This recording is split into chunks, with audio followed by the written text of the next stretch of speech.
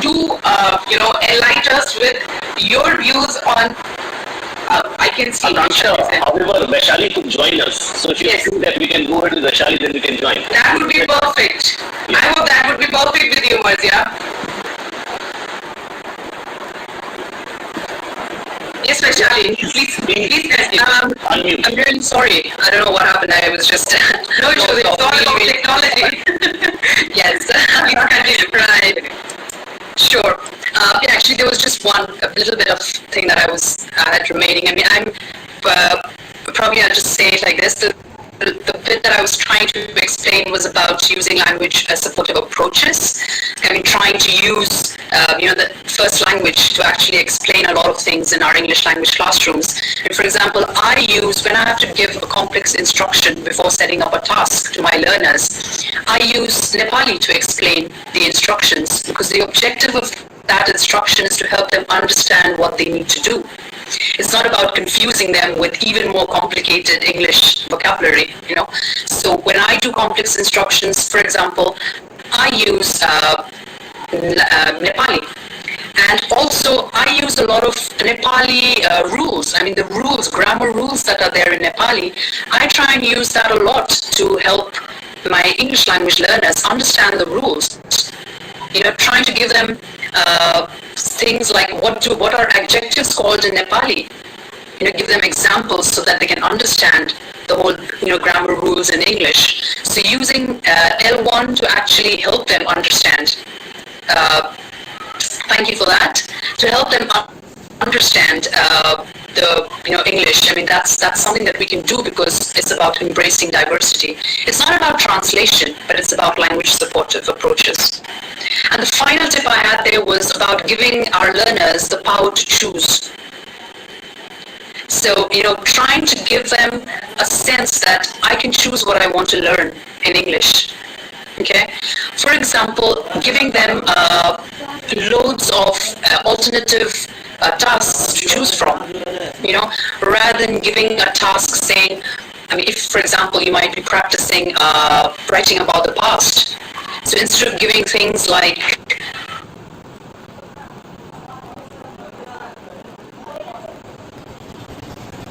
this task, say, write about anything you did last year, whatever you want to write about, because the whole point is about the past simple, it's not about the weekend. So giving learners the power to choose what they want to learn and alternative ways of doing the tasks. That is something that actually puts the ownership on the learners and motivates them to learn the language. So it's more about student controlled rather than the teacher controlled. So the top 3 tips that I wanted to share really, moving from language teaching to focusing on the learning of the language, using language supportive approaches by embracing diversity,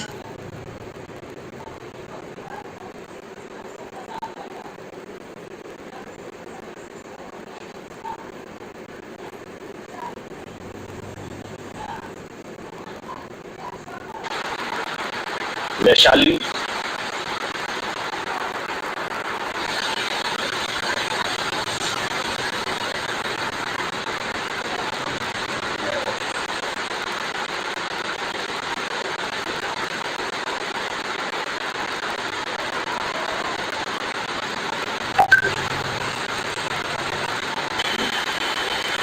I think, yeah, she's here.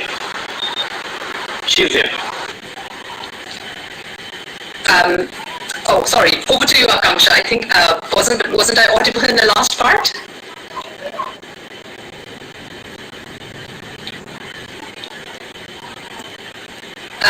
Akanksha, was I audible in the last part? Yeah.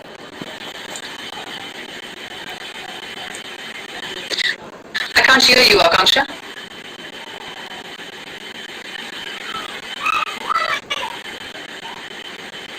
Can you hear me now? Yes. Please break it out. Okay. I think maybe I wasn't audible. I just wanted to leave the top tips were audible. Yeah. So those I just wanted to leave the audience with just some useful links they could look for more information on how to motivate their learners and learners from low resource classrooms. Perfect. Thank you so very much, Vaishali. So I really love the points you gave. It is going to help all of us treating English as a language, not as a subject, focusing more on learning rather than on teaching, and focusing on a culture wherein learners should have a choice. They should have the power to choose. So I think these are some fundamental changes which we need to, we need to follow to create an environment where English would come without any pressure. People will get an environment to practice it because it is a practical skill that cannot come without using it, without practicing it. So I think that was wonderful to get your 3 points, and that will surely help us to empower ourselves with the techniques that can really help us with the low resource. What you have faced in Nepal, we are also facing the similar type of situation in India too, right? So I am very sure this is going to help us. Thank you so very much, Vaishali. So if there is any question, we can raise that question in question answer session. Now I would like to call Marzia. Marzia, please come and please help us with few techniques that can help us with the limited resources to learn English as a second language. Marzia, can you hear me? Yes, of course I can. Most welcome. Turn on your mic and camera. Turn on your camera. Yes, I'm turning it on. But we can't see you.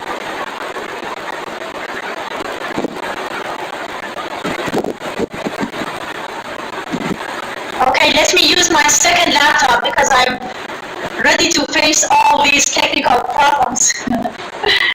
We were able to see you.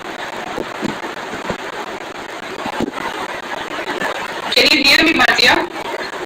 Yes, of course I can. The message is the room is full. Is the room full? I don't think Marzia, so. you are already logged in through one device. Simply you need to turn on your camera. Turn it. Yes, I know. The message is your connection is slow, so you cannot turn on your camera and you can only read the audio speaker. In that case, you need to. This is the message I'm getting. You need to leave from one device, then you can log in through another device if you are using the second device.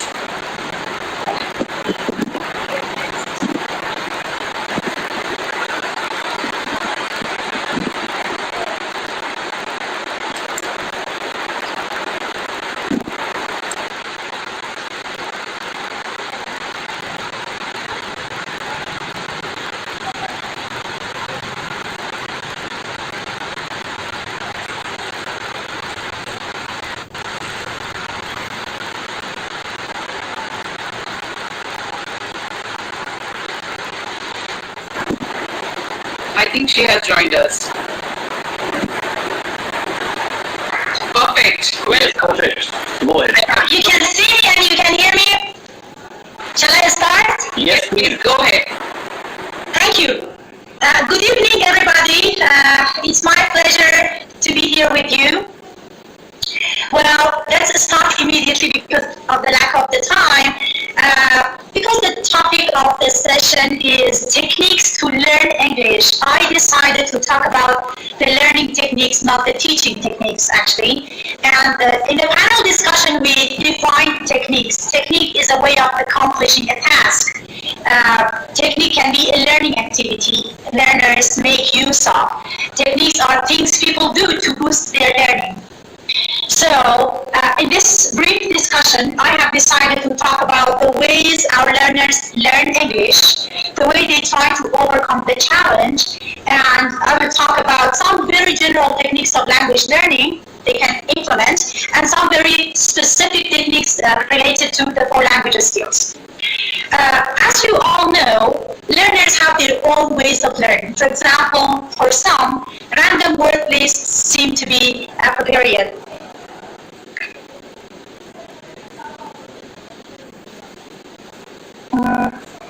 Shall I go through the slides myself or someone does this? Thank you.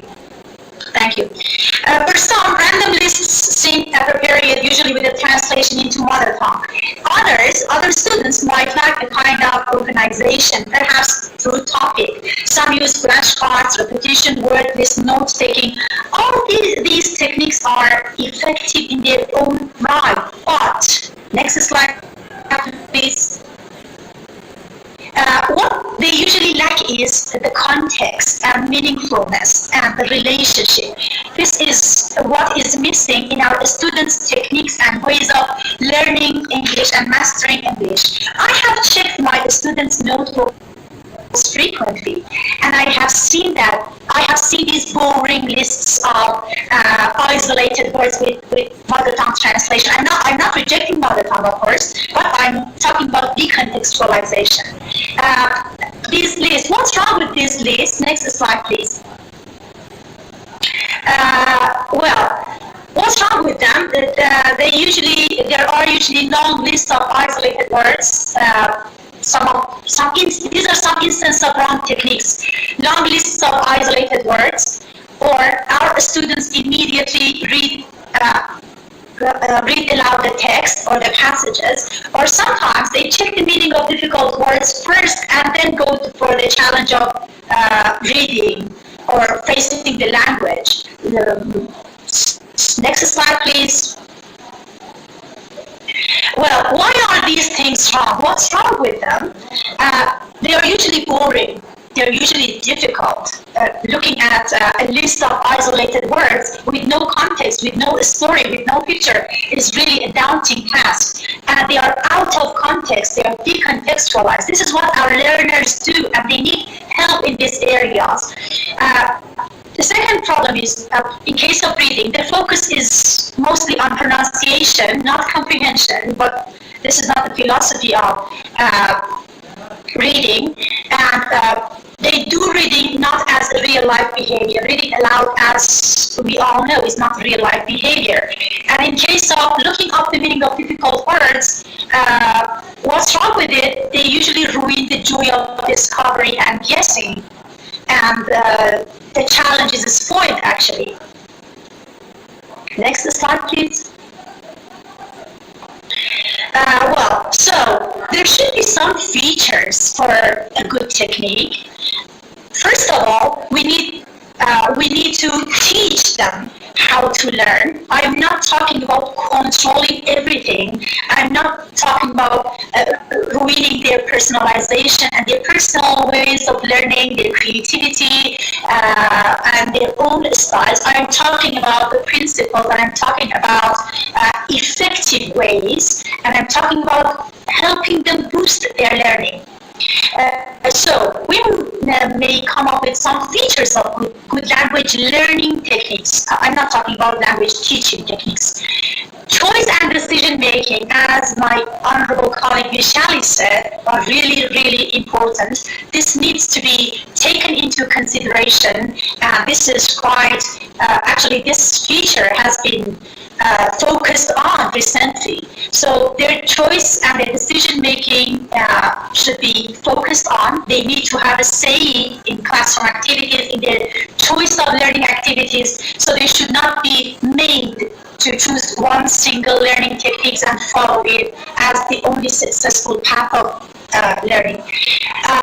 Another feature is meaningful use of language in context. So we need to take care of context all the time, because by doing this, we will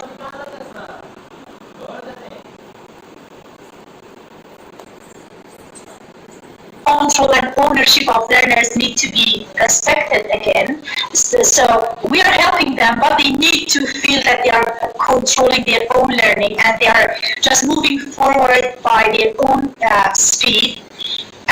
These learning techniques are usually personalized, so there are some general rules. For example, contextualizing language. But one of my students put the words in a story, another one put them, for example, in a song or any other piece of language. So there shouldn't be obligation. Only the correct principles should be followed, and that's okay. The techniques should be based on needs and purposes. So Actually, all learning activities and all teaching activities should be purpose-based, and they should be based on our students' needs. And they should be, in addition to learner-based, they should be learning-based. So the results should be learning, the results should be a product, not only doing some sort of activities. So by far, we have said that learning techniques should be taught, they should be instructed, they should be part of our language classes. We are not there for delivering content only. We are there to help them actually overcome the challenge of language. So they need to share with us the ways they are overcoming this challenge, or the ways they are actually enjoying this process. Some general techniques. Next slide, please. Well, some very general techniques about language learning, which are mostly possible in almost all classes with different resources, with different features. Distributed practice. Let's share with the students that they need to spread the practice over a period of time. What do I mean? Instead of devoting 1 day a week to English studies, better to do half an hour a day, but every day.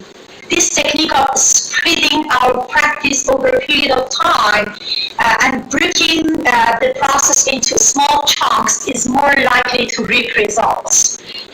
So, distributed practice as a general learning technique is influential. The second general techniques of language learning or any type of learning is practicing tests. Next, please. Well, again, I'm not talking about focusing too much on teaching, as Vishali said.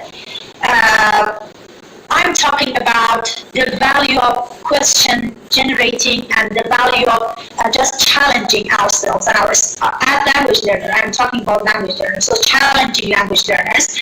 Yes, language is a real life behavior and we need to focus on language rather than tests and scores, but answering the questions and challenging oneself actually make us recall and dig up information that is previously stored. So we need to tell our learners to answer the questions in their student books and workbooks independently first, and then ask for help. Then check the answers in the answer sheet. This actually helped them master the content. So, and this actually increases the depth of their learning. But again, the focus should not be on tests and scores only. This is only a part of instruction, a part of our class. Implicit learning, next strategy, next technique. Implicit learning or invisible learning, which is concerned with the part of the brain which absorbs actions and information unconsciously. This refers to learning by simply surrounding oneself with the language. It includes immersion, socialization with abundance of input like music, radio, TV shows, films, reading materials, etc. So as much as possible, we need to ask our students to go for it. And to some extent, we can say that it's possible to some extent for each and every learning context. We need to surround ourselves with language. If we can't do anything, at least we can switch our operating system, our cell phones and our tablets and our personal computers into English, or read the English labels on products, on toys, on I don't know, soap, jam, any product in English. So I think that even in no resource context, this can be to some extent possible. Another general strategy is keeping a record of learning. Next slide, please. Well, we need a record of our own progress as language learners. Our learners need to keep a notebook or a journal, an informal portfolio. What is the use? This is the report of learning. And what is the difference from a dictionary? Because our learners might write anything they find useful and valuable in their notebooks. It is different. They might say that, hey teacher, I have have a dictionary, so why should I bother, and why should I have this notebook or journal? This is something personal, and this is a report of success and report of mastering something valuable. This is actually like a personal treasure. At the moment of disappointment, it is really a help, and it's also very good for review. So this is a personal report of my own success, and it helped me review whatever I learn quite often. So this is different from a dictionary, and we need to keep a record of our own progress, and we need to be encouraged by seeing this development. Now, these were some general techniques of learning language. Now, let's discuss briefly a few learning techniques regarding the 4 language skills. First, reading. Next slide, please. Please, next slide.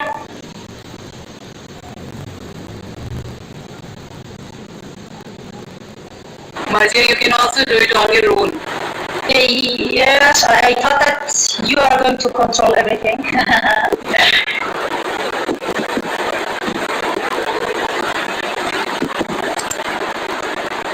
Is that okay?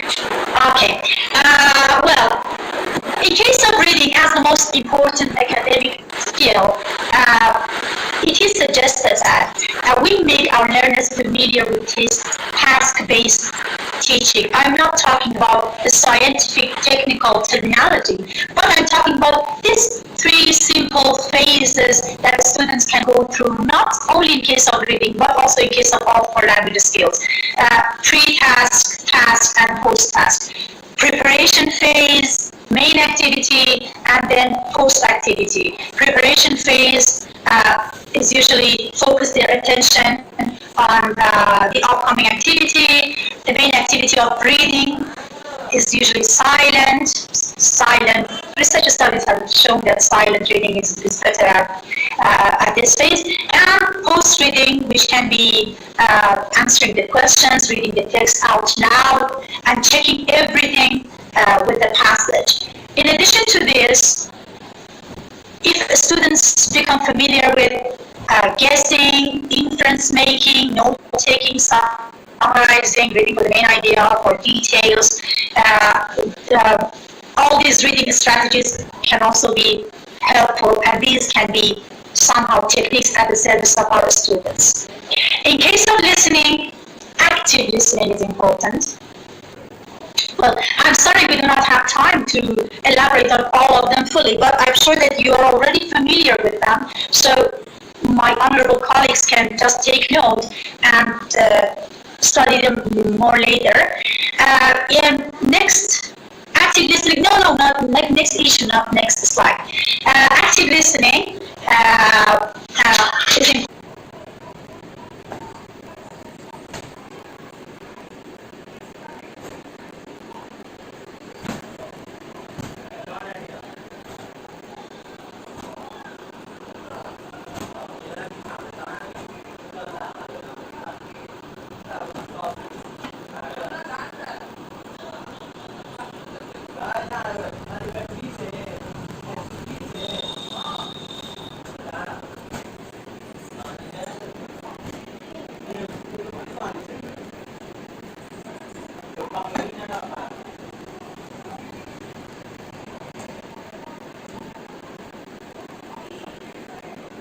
Podcasts are usually fashionable these days, and many students are eager to listen to different podcasts, especially because they are updated and coronavirus on different topics they can find podcasts. Next slide, please.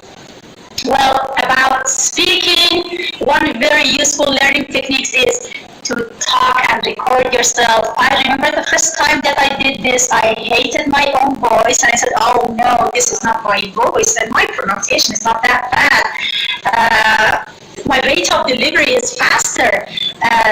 Yes, it can be disappointing at first, but when we actually do it several times till we feel happy with the results, it's quite influential, it's quite helpful. And the preparation for speaking. Many students do not know that they have the right, they can prepare for speaking, they can write notes, they can check pronunciation. Actually, just like a presentation, at least for beginners, for pre-intermediate students, this preparation is a golden key for shy students, for introverts. If we help them prepare, write something prior to the class, and search it on the net, that is really helpful. And also, we can ask some students, those who have access, to join voice chats. This is also good in case of online classes, and especially now that people are using virtual sessions with virtual opportunities quite often. And in case of writing, about the last language skill,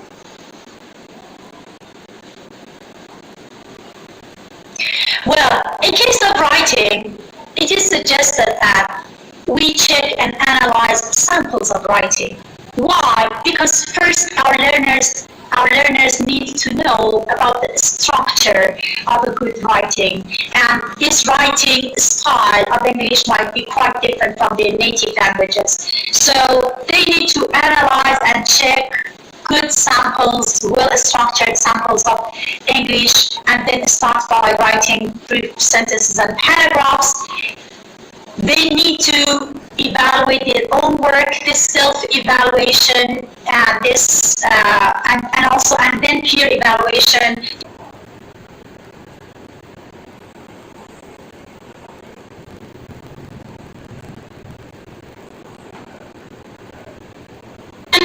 And then share the final product with the teacher. In addition to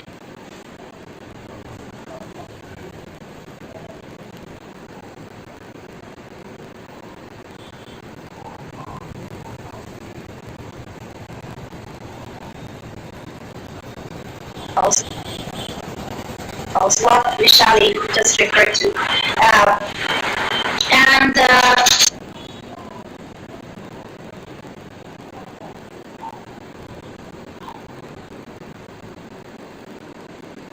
To take into account. Joy of learning, joy of discovery, and joy of challenge should not be ruined and spoiled. Consistency and continuity in language learning techniques is the golden key to success. So we need to share with our learners that they need to continue, they need to be consistent, and this is not a success overnight issue. Choice, control over learning, and deliberate choice are important because we are dealing with human beings who need to feel this autonomy and independence. They need to feel the power and authority in their own learning process.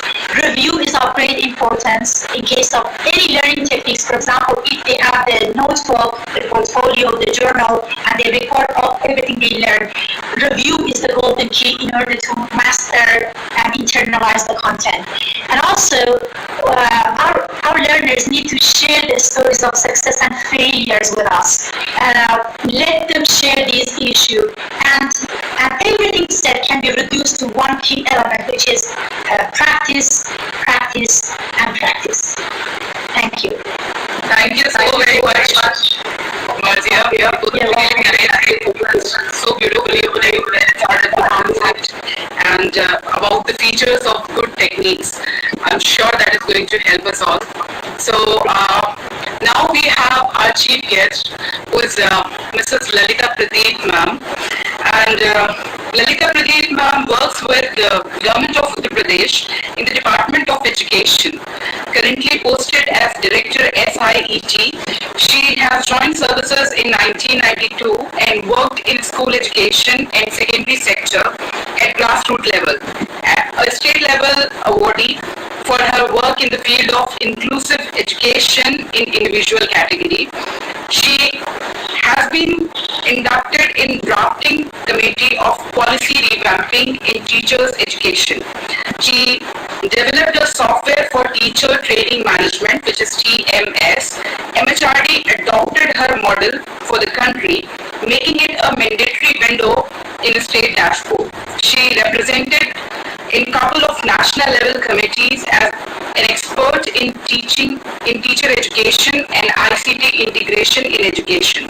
Apart from her professional achievements, she has a creative side of her personality. Her poetries are published in reputed magazines. She has traveled continents that includes Antarctica as well. She is a postgraduate in English literature and is pursuing her PhD in education from a state university. So without wasting much time, I would like to invite you, ma'am, a warm welcome to you. We did listen to you on 1st of August on this same topic through a panel discussion, and it was such a big opportunity for many of us to listen to you to that depth. I would really wish that if we all can get another opportunity to listen to you. Most welcome, ma'am. Thank you so much, Akanksha. The lovely introduction you made. I thought you were talking about someone else. It was so interesting to listen to. So, Altai chapter head, Gautam Buddha Nagar, Miss Akanksha Saxena. Eminent speakers, we heard Alex, Maria and Vaishali. Illuminated guests, friends from overseas. I see in chat box lot many people from different states and countries. And dear teachers, I could see some familiar name from Uttar Pradesh and you know the kind of concern they are putting in chat box. It looks so familiar. So welcome to all. First of all, I want to place my appreciation to organizing committee for this event. Let me take a moment also to thank the chair to ask me for a couple of words. The time for this webinar is just very suitable. Probably when it was conceived, the thing, probably it was not the same, but now, see, India is out with National Education Policy 2020, which is after a gap of nearly 35 years. And the policy recognized the magic of multilingualism and the power of language in big way. It's with local and a complete global perspective. Considering vast lingual diversity in India, the policy has come out with a plan of action for promoting Indian languages and preserving ancient and classical languages from different states. Say, for example, Sanskrit, Tamil, Oriya. So there is a full-fledged chapter on language learning in the policy, and very, very distinctly everything is mentioned. So one just cannot miss the finer nuances spelled on home language vis-a-vis mother tongue and English. So this timing of this webinar is absolutely wonderful. What policy says, it says that wherever possible, the medium of instruction until entry level or beyond will be the home language, mother tongue, local language, regional language, etc. Now English as a second language in India, trust my wisdom. It does not come easy to Indians. My friend from Nepal, Vaishali Pradhan, she shared her sentiments, and I was so much associating with everything, whatever she was saying. That happens exactly in our classrooms. Barring couple of states or union territories in India, not only students, but I see that teachers, even they struggle hard to safeguard their confidence within bracket, and to some extent sanity as well. So here I just want to go little personal. I started ABC of English from class 6, I don't particularly remember any threatening details of my early grades, but I visually recollect when there was this pre-test for opting English as subject in class 9th. Out of 40 odd girls, I was the only one to pass the test, and my scores were a very, very miserable 4.5 out of 10. Oh my God. it shattered my whatever small little existence I felt at that point of time. I had, that was a tender age. So 4.5 out of 10 was a shock. From 4.5 marks to 74% in graduation, it didn't come easy to me. Truly speaking, it was not at all an easy experience. My plight with English, it wasn't over yet. No, when I opted English literature as subject for my post-graduation, I faced similar confidence-shattering experience.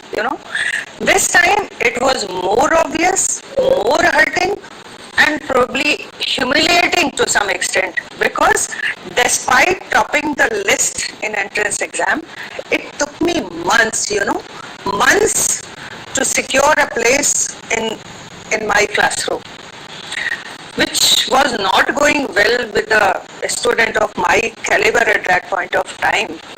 I think many of Indians, especially from northern part of India, they would definitely associate with this, and probably South Asian countries, people and teachers, they can associate with this kind of experience.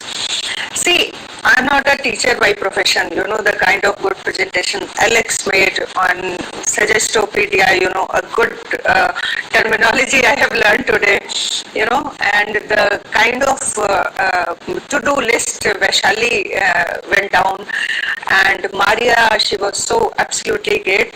But, so, I'm not in a position to prescribe anything, but a quick back, if I look in my own life, it gives me couple of insight, which I think I can share with my listeners.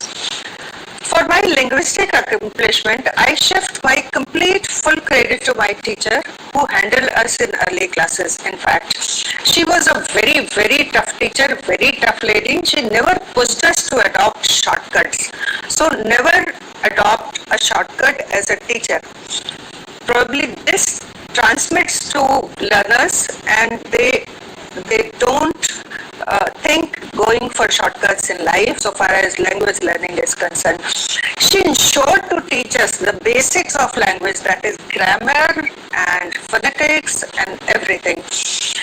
Basics of language, and actually the best thing what I like, she ensured to teach us the beauty of the language, beauty of the English language.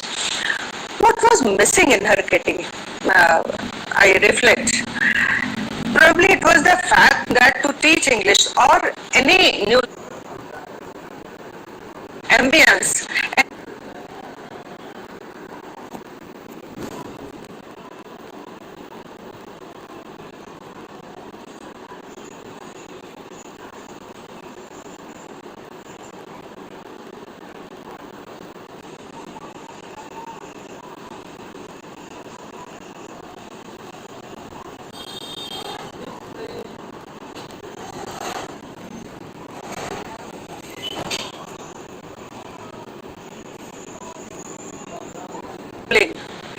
and being I'm in this job since last 25 years, I find this deficit is still existing in my schools. Teachers, they shy away speaking English, probably for being mocked on mistakes or whatever otherwise reasons they have. But then it is there and it is prevailing there. So my request to all teachers, this basically I am addressing mostly to teachers because students, they are not around. When teachers, what teachers are the students they would be in future. So they should not feel guilty on going wrong. After all, it is not our mother tongue. So we can go wrong, we could be wrong, but there are means to correct it. There are means to correct it. So we must do it, must practice on speaking in English. The idea of going perfect is very gradual. So start, just leave the fear of being mocked or going wrong. Just leave it. Leave all fears of speaking a language. After all, it's not our language. It's not our mother tongue. It is a second language. So speak and speak a lot. I do insist on this only. Converse in English with students and colleagues in school. Motivate children to speak more in English. Believe me, the key of success lies here, because we learn grammar, we learn phonetics, we learn pronunciation, everything. But that speaking climate has to be given in the school. It has to be created by the teacher. Reading text aloud helps you connect with the language, which Maria was more emphasizing in her presentation, and support improving phonetics and pronunciation. These days, it's not difficult, with technology, things are very, very easy. Not only increasing vocabulary is the target, but also use maximum words of your own existing vocab. Try using a subtle one word to express rather, and must learn to embellish your written English. Create ambience to support learning with various fun activities. Maria, she was also emphasizing, she also listed some of those activities. Even within the classroom and outside the classroom. Theatre. I place much emphasis on theatre and performing arts. They are very, very handy tools to bring required learning outcome. Why? Because they have expressions and they have sign language. They probably, theatre or performing art probably create, that kind of subtle environment to learn English. The kind of context Maria was talking, I think that we can achieve through performing art more and more activities in theatre mode. Language needs to be linked with real life. Absolutely, this is so mandatory and shall be based on experiential learning pedagogy. So, with language teaching, one has to be very, very real. Teaching of English can be enhanced through innovative and experiential methods. With advent of technology, so much of ICT is here. Gamification. These days, gamification and use of various apps that are available, I think everything has become very, very comfortable for teachers and even for students. With language, I think every language has a cultural aspect, cultural context. Try to connect it well with films, poetry, storytelling, music, songs, etc. Now everything is so much possible. It's easy now with the internet barging every household. I remember reading my first English fiction in graduation, and my first English movie, the famous Blue Lagoon, in early 80s. Oh my God. These days students, they have access to everything. English language opens a window to a new world. I never placed one more thing, never place English as opposite to Hindi or to your mother tongue or to your local language. You are rich by all measures if you know more than one language. Being multilingual is sheer bliss, and it has power and magic to control all your dreams coming true in your life. So English language is really a beautiful language. It has a very rich literature. Go for it. Try to compose with all the techniques possible. Make the learning happen in the classrooms. Thank you so much. Thank you so very much, ma'am. So I'm very sure the guidance she has given us in terms of how the new educational policy is going to handle English as a language or as a medium of instruction would be really important direction for the teachers who have been working at primary level and above primary level. And if you want to listen to her on the same topic, there is a video of 1.5 hour on Akansha Saxena YouTube channel. So you can listen to Lalita Pradeep ma'am and Marzia Rezabegi on the same topic. It was a panel discussion for more information and for more clarity on the topic. So I think we have already extended the time limit, so we can avoid the question answer session. If you have any question, you can directly send send your question to my email address, which is akashasaxena10@gmail.com. And if you wish to ask a particular question to a particular speaker, we can direct the question and you will get the answer. I hope that would be okay with you all. So thank you so very much, Alex, Marzia, Vaishali and Lalita ma'am. It was really pleasure to listen to you. English as a second language, which is not a native language for us, always comes as a challenge for the teachers, for the learners, for the mothers, for the parents who are not, getting the exposure to learn it, to practice it, and not getting the environment to use it.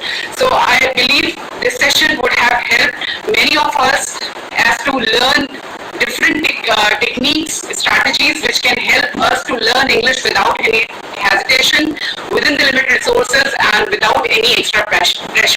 So thank you so very much for your benign presence. You have directed us in a wonderful manner with different perspective that how things works in, in Iran, in USA, in Cairo, in Nepal and in India. Thank you so very much for this session. We have a message from Mr. Vijay Kiran Anand. Due to an urgent meeting with Chief Minister, he is not able to, be here in this webinar. So he has sent his blessings to us on this ELT webinar, and he has, said that we should continue our efforts on ELT and we should always look forward